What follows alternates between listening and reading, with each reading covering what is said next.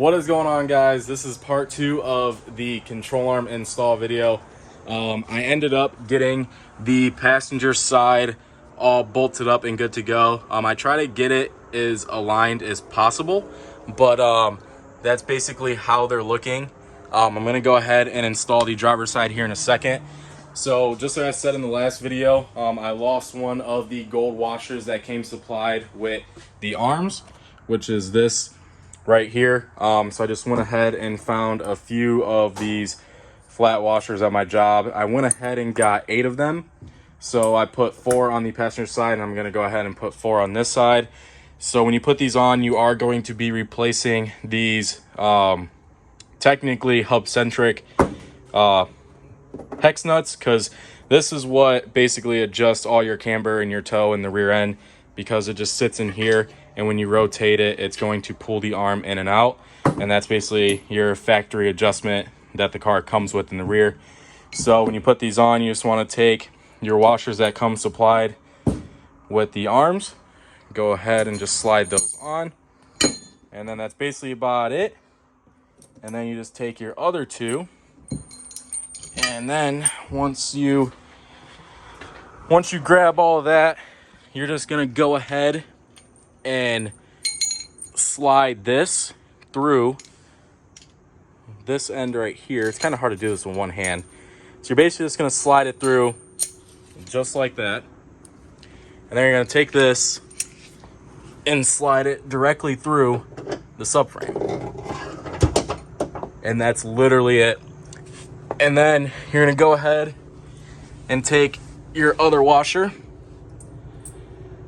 once you have the other arm on. So you're gonna put the other arm on the back just like this one, and then you're also gonna put the washer on the back like that as well. So I'm gonna go ahead and grab the other arm, grab the other bolt for the knuckle that goes in right there, and then I'm gonna go ahead, slap all this together, and then show you guys what all 4 of them look like on the back of the car.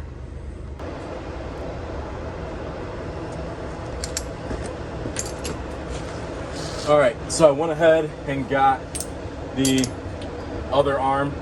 I'm gonna go ahead and put this end on the actual rear part of the subframe. So I'm just gonna go ahead and slide that over. And just like I said, I'm gonna take my washers, put them on the back just like that. And I forgot to grab the nut for it. So I'm gonna go ahead and grab that real fast. I'm also gonna grab a flashlight.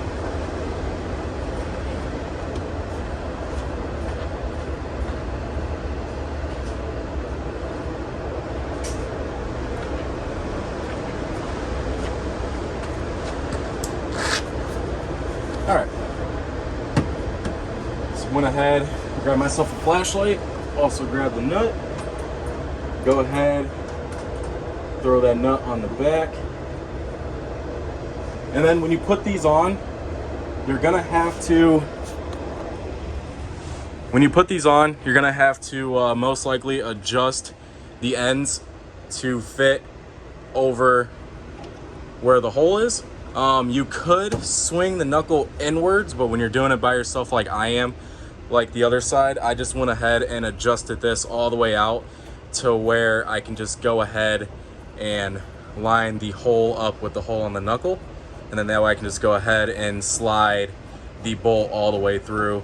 So I'm not going to take it all the way out. I'm just going to take it out enough to where I can pull the knuckle in by myself and then not have a hard time bringing that bolt through. So I should be able to move the knuckle that a good amount.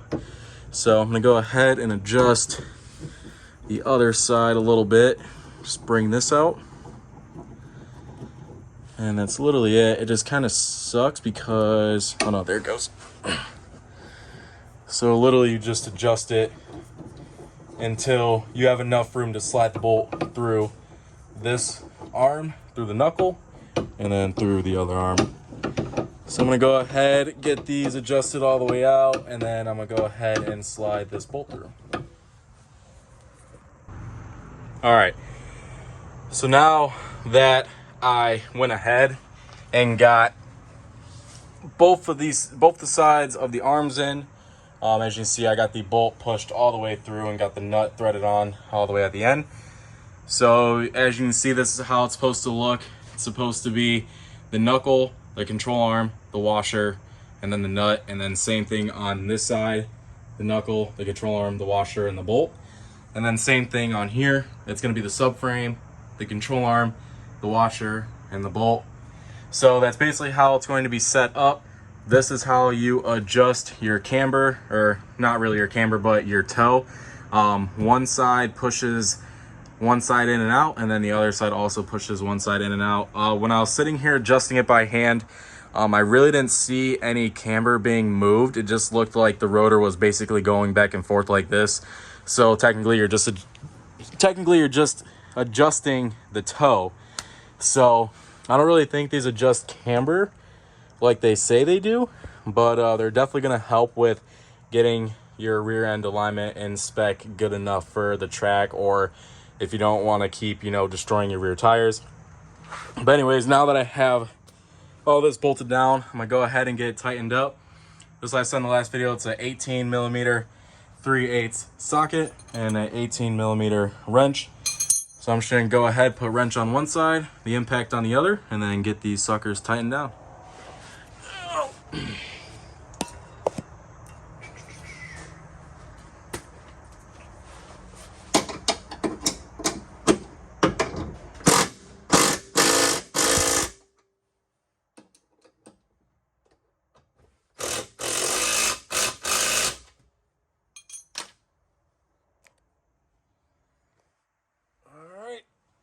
So that's basically it. Definitely looks a lot better having these nicer control arms down at the bottom, and not the factory ugly control arms. So it's definitely going to need aligned. But when I put the wheels on and I get it on the ground or close to the ground, I'm gonna go ahead and try to align it myself.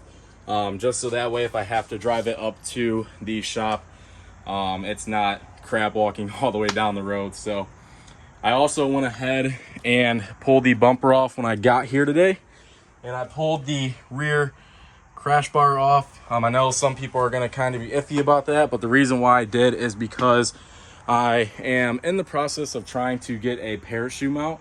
And I know some people are going to be like, why are you getting a parachute mount? Your car is definitely not fast enough. Well, it's not really going to get one yet, but it's definitely saving a little bit of weight in the rear end to try to hit that 10-second pass. I'm not really going to be driving the car that much on the street, so I'm not really worried about it too much. And it was really crusty, so if I could find a really clean one, I might throw it back on, because the one that I pulled off, it just didn't look the greatest.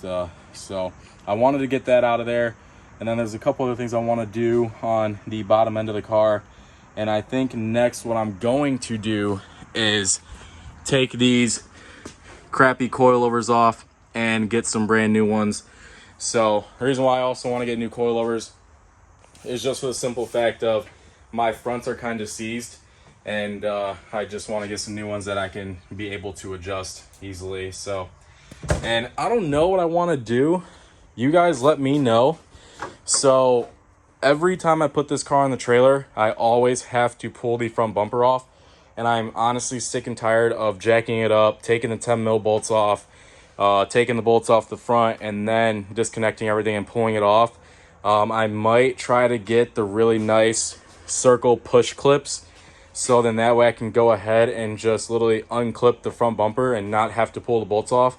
I really don't want to drill into these fenders, but I don't know. If you guys have them on your car, send them to me on, Instagram Messenger or Instagram DMs or Facebook Messenger, so I can see what they look like. Because I don't really want to get like the cheap eBay ones that have like the rubber band that goes around it. I want to get like really nice push clip ones so it doesn't look janky. Like these, I'm honestly kind of salty about that, but the hood's already messed up, so I'm not worried about it. But I am leaning towards doing that. And if you guys remember my blue car, I had the cutouts in the rear bumper. I'm honestly thinking about doing that because some of you may know, but when you're going pretty fast in these cars, these bumpers catch a lot of air and it kind of tends to slow you down and messes with the aerodynamics of the car, believe it or not. But I have seen on my buddy's car where it picked up so much air on the ass end that it ripped both of the sides off of the rear bumper and it was just flapping down the road. So I liked how they looked, and there's a buddy of mine that I know that also has them on a white one, and they look really good. I'm not trying to bite his style or anything, but I just really want to have as much efficiency on this car as possible, because these cars aren't really aerodynamic. These cars just really are kind of iffy in a bunch of places. So that's the thought process on all of that. But this was just a quick little update part 2 video on installing these rear control arms. It's definitely worth it if you want to pick them up off eBay, because it's $160 for the whole set. I believe on Modern it's like $160 just for one side, and you got to buy the other side. And these are really good quality as well. The material that they use for these are actually really good. So it's definitely the best bang for your buck, but to each their own. I know some people don't like to use eBay parts. I'm trying to steer away from it. But for the price of these and the quality and the way they look, you kind of can't beat it. So this is just a quick little video, just like I said. I got a couple more things I got to do to the car that I'll be filming sometime the end of this week or sometime next week. So stay tuned for those. And as always, like, comment, subscribe. Stay tuned for the next video. Peace.